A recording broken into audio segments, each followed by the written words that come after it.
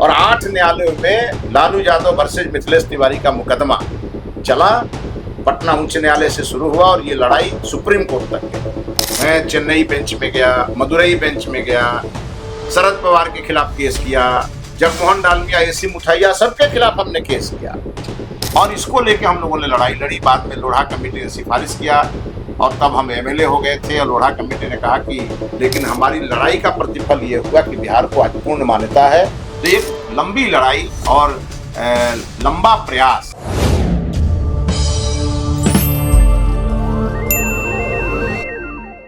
बिहार के शिक्षा मंत्री मिथिलेश तिवारी को कितना जानते हैं आप? मिथिलेश तिवारी बीजेपी के बड़े नेता हैं, बिहार के शिक्षा मंत्री हैं, कार्यकर्ताओं के बीच लोकप्रिय हैं, चहेते हैं। उन पर कई आरोप भी लगे हैं या कुछ और, सब कुछ जानते होंगे। लेकिन आज मैं आपको बताता हूं, मिथिलेश तिवारी को एक और काम के लिए उनका जाना जाएगा। मिथिलेश तिवारी ने जो आज से 20-25 साल पहले जो काम किया है, उसी का फल है कि आज वैभव सूर्यवंशी और मुकेश कुमार जैसे क्रिकेटर बिहार की धरती से आगे बढ़ रहे हैं। आप समझ गए होंगे, मैं बात कर रहा हूं क्रिकेट का, और बिहार के क्रिकेट में मिथिलेश तिवारी की अहम भूमिका रही है। जिस समय बिहार में क्रिकेट दम तोड़ रहा था, उस समय मिथिलेश तिवारी ने बड़ी भूमिका निभाई। एबीसी बनाया, association of Bihar cricket, Kirti Jha Azad के साथ मिलकर, और बिहार में जो समानांतर क्रिकेट एसोसिएशन चल रहा था लालू यादव, अब्दुल बारी सिद्दीकी के नेतृत्व में, उसके खिलाफ मोर्चा खोला क्योंकि क्रिकेट का माहौल नहीं था। मिथिलेश तिवारी और उनके सहयोगियों को ऐसा लगता था कि बिहार का क्रिकेट जो है वो बर्बाद हो रहा है, और लंबी लड़ाई लड़ने के बाद मिथिलेश तिवारी ने बिहार में जो क्रिकेट एसोसिएशन को मान्यता मिला। अब देखिए, इस पूरे प्रकरण में उन्होंने लंबी लड़ाई लड़ी, और जब मेरी मुलाकात मिथिलेश तिवारी से हुई और क्रिकेट की बात चली तो पुराने पन्ने पलट गए। इतिहास के पुराने पन्नों से कुछ बातें छनकर सामने आई और आज मैं उसको आपको बताना चाहता हूं। जब आप सुनेंगे कि मिथिलेश तिवारी अपने मुंह से बता रहे हैं कि किस तरह से 2000 के बाद जब बिहार का बंटवारा हुआ और उसके बाद बिहार का क्रिकेट भी बंट गया, बिहार के क्रिकेटरों का जीवन अंधकारमय दिखने लगा, तब मिथिलेश तिवारी जैसे युवा आगे आए। उस समय मिथिलेश तिवारी न शिक्षा मंत्री थे, न भाजपा के कोई बड़े नेता थे, एक संघर्षशील व्यक्ति थे और अपने संघर्षों के बल पर उन्होंने क्रिकेट के लिए काम किया और उसका नतीजा बाद में दिखा। तो चलिए, सबसे पहले आप वो इंटरव्यू मेरा सुन लीजिए जब मेरी मुलाकात मिथिलेश तिवारी से हुआ और क्रिकेट की बात चली तो उन्होंने क्या कहा। अच्छा, आपको एक ऐसे नेता के तौर पर जाना जाता है जिसकी क्रिकेट से भी काफ़ी रुचि रही है और क्रिकेट की राजनीति में भी आपने काम किया है।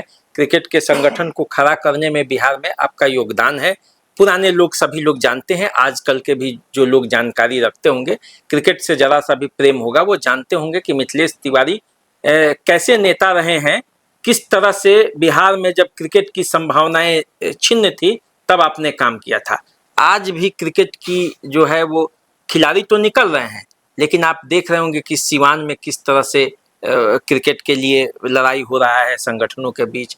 गोपालगंज में भी खिलाड़ी निकल रहे हैं, लेकिन संगठन कब मजबूत होगा जिस तरह से आपने वहां पे पहले काम किया है। देखिए, 2000 में जब बिहार और झारखंड का बंटवारा हुआ तो क्रिकेट भी बटा और लालू यादव बिहार के क्रिकेट के अध्यक्ष हो गए और अब्दुल बारी सिद्दीकी उसके कार्यकारी अध्यक्ष हो गए।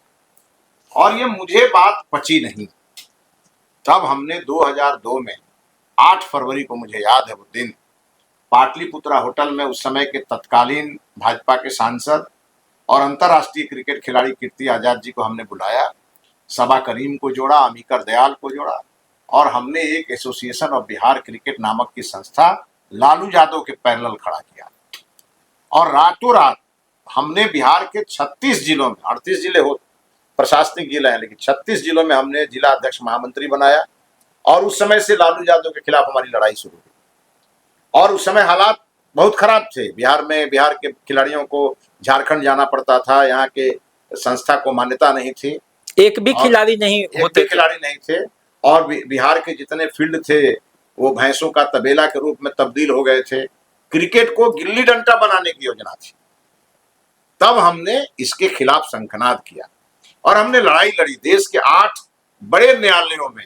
मैं चेन्नई बेंच में गया, मदुरई बेंच में गया, शरद पवार के खिलाफ केस किया, जगमोहन डालमिया, एसी मुथैया, सबके खिलाफ हमने केस किया। और 8 न्यायालयों में लालू यादव वर्सेज मिथिलेश तिवारी का मुकदमा चला। पटना उच्च न्यायालय से शुरू हुआ और ये लड़ाई सुप्रीम कोर्ट तक गई। लोढ़ा कमेटी बनी और मेरी लड़ाई एक ही थी कि महाराष्ट्र में 3 क्रिकेट संघ, गुजरात में 3 क्रिकेट संघ, तमिलनाडु में 2 क्रिकेट संघ, बंगाल में 2 क्रिकेट संघ, तो बिहार में एक भी क्यों नहीं। और इसको लेके हम लोगों ने लड़ाई लड़ी। बाद में लोढ़ा कमेटी ने सिफारिश किया और तब हम एमएलए हो गए थे। और लोढ़ा कमेटी ने कहा कि राजनेता और आईएएस और आईपीएस क्रिकेट संघों में नहीं रहेंगे, लेकिन हमारी लड़ाई का प्रतिफल ये हुआ कि बिहार को आज पूर्ण मान्यता है। बिहार के बच्चे रणजी ट्रॉफी खेल रहे हैं और आज बिहार से एक क्रिकेट खिलाड़ी निकल रहे हैं जो आज देश का नाम रोशन कर रहे हैं। तो राजेंद्र स्टेडियम जो है सीवान में, उसको लेकर लड़ाई चली, आपको कुछ पता है? नहीं, मालूम है मुझे। और उन दिनों भी जब संतोष कुमार मल्ल वहाँ के डीएम थे, तब भी वहाँ के खेल के संघर्ष में हम शामिल थे। और आज कुछ चीजें ऐसी आ रही हैं जो मुझे आज भी पैनिक करती हैं, क्योंकि मैं स्वभाव से भी एक खिलाड़ी रहा हूँ और खेल और सांस्कृतिक कार्यक्रमों में मेरी रुचि रही है, गहरी रुचि रही है।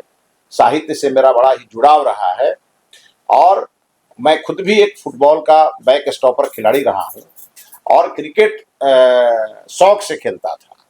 मैं कोई क्रिकेट का नामचीन खिलाड़ी नहीं था, लेकिन क्रिकेट का प्रशासन अपने हाथ में हमने लिया था। 4 वर्षों तक बिहार और झारखंड दोनों की लड़ाई के कारण बिहार का पूरा क्रिकेट मेरे हाथ में था। बोर्ड का क्रिकेट हमने मैनेज किया। अमिताभ चौधरी अब तो दिवंगत हो गए, अमिताभ चौधरी चेयरमैन थे और मैं बिहार का कन्वेनर था। और हमने एक आईएएस ऑफिसर जीएस दत्त को यहाँ के सिलेक्शन कमेटी का चेयरमैन बना करके और बिहार के बच्चों को हम राष्ट्रीय मंच दिया करते थे। तो एक लंबी लड़ाई और लंबा प्रयास क्रिकेट के को स्थापित करने के लिए हमने बिहार में किया है।